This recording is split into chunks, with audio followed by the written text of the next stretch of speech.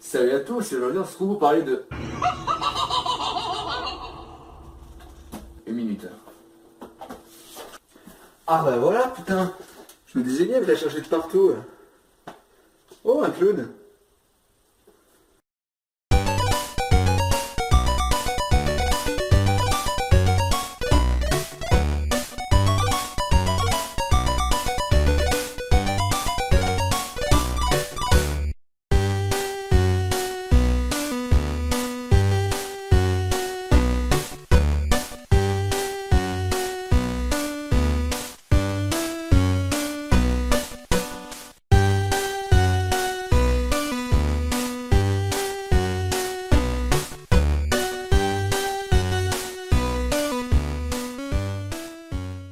Salut à tous. Comme c'est Halloween, on se retrouve pour parler de ça, l'œuvre dont tout le monde parle, notamment grâce à la récente adaptation au cinéma du livre en septembre dernier. Mais avant de se consacrer à parler de livre et de son histoire, il faut quand même qu'on parle de son auteur, Stephen King.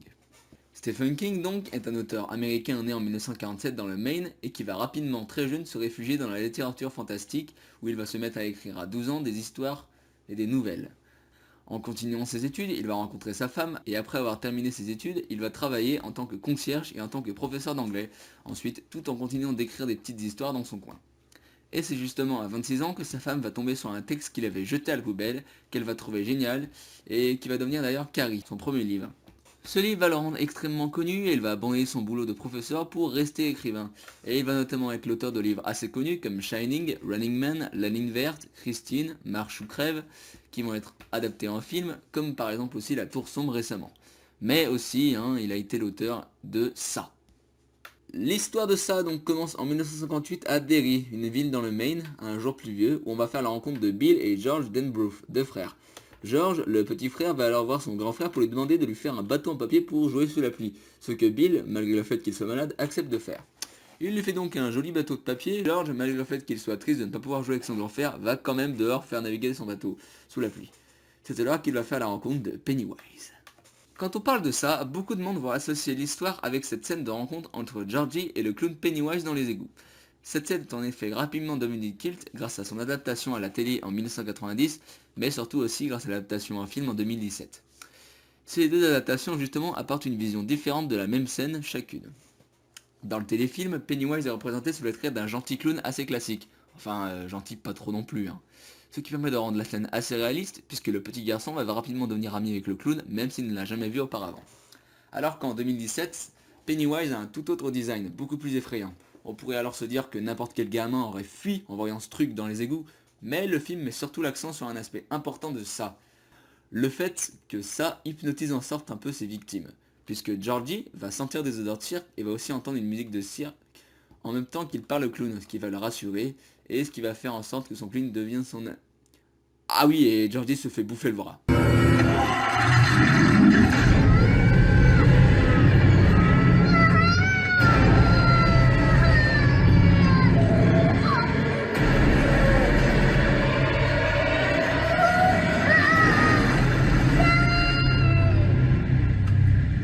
Bref, après tout ça, on se retrouve en 1985, soit 27 ans plus tard. On va rencontrer Mike Hanlon, un bibliothécaire qui va appeler 6 de ses amis pour une promesse qu'ils avaient tenue 27 ans auparavant.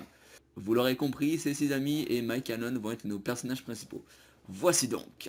On va donc rencontrer Stan, Richie, Ben, Eddie, Beverly, même si Stan se suicide dans sa baignoire. Et on va retrouver Bill, un écrivain à succès 27 ans plus tard, qui fait d'ailleurs un étrange parallèle à Stephen King, puisque Bill est critiqué pour le fait qu'il écrit des livres fantastiques et qu'on l'associe souvent au genre fantastique, un problème auquel Stephen King fait face lui-même. Après ces introductions, l'histoire va vraiment commencer, mais pas trop en fait, puisque le récit continue avec une interlude. Dans la première interlude, il nous explique que quelque chose de mal se passe à Derry, et on en conclut en fait que la ville est en quelque sorte hantée, car beaucoup de ses habitants ne se rendent compte de rien, et en parlant à d'autres libraires, il va se rendre compte que la ville est soumise à un cycle tous les 27 ans où vont se passer des choses étranges.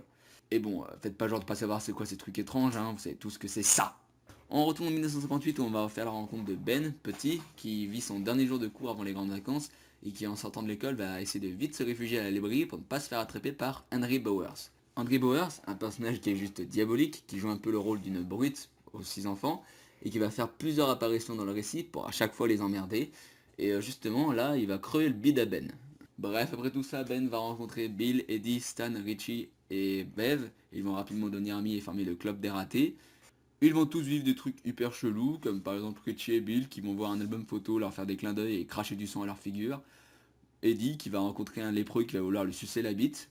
Et Beverly qui va aller dans son lavabo et le lavabo va lui cracher du sang à sa figure. Parce que je le vaux bien. Cette scène du lavabo qui crache du sang permet d'aborder une thématique assez importante dans le livre, la jeunesse et l'innocence que l'on a lorsqu'on est jeune.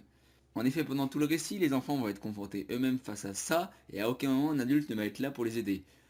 Stephen King va représenter les adultes comme des alcooliques, des racistes et des gens très violents, presque aussi horribles que le clown lui-même, hein. Et en même temps ça se comprend parce que l'auteur a été abandonné par son père lorsqu'il était enfant. Bref, après tous ces trucs horribles, on va se retrouver en 1985 où tous les personnages sont devenus adultes et vont se retrouver donc là pour discuter de cette promesse et permettre d'exaucer cette promesse, hein. Ils vont donc se retrouver face à un bon gâteau et le gâteau va se mettre à cracher du sang ou à se transformer en mouche géante. Après ce super bon dessert, ils vont tous se séparer afin de voir si 27 ans plus tard, ça est encore là pour les emmerder.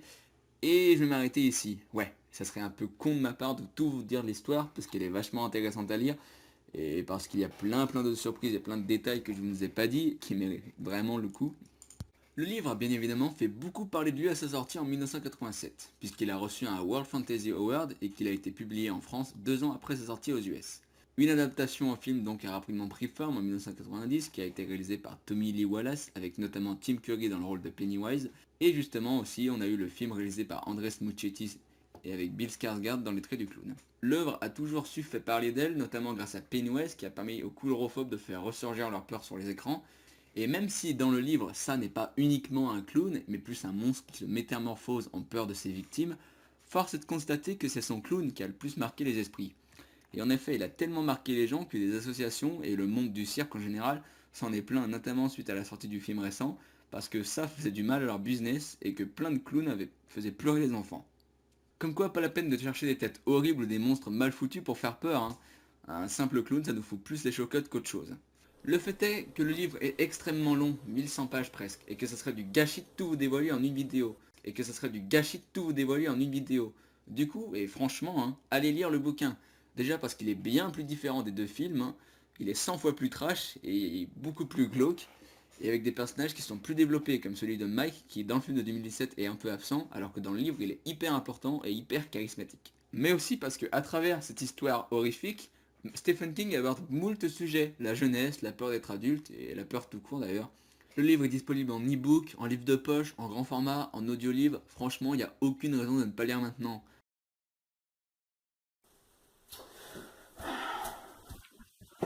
Bon, écoute, la vidéo elle est terminée là, j'ai plus besoin de toi. Casse-toi.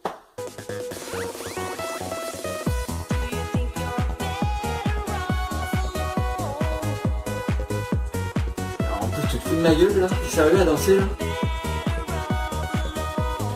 Pourquoi il y a un gosse? Ah bah c'est ça, je me casse.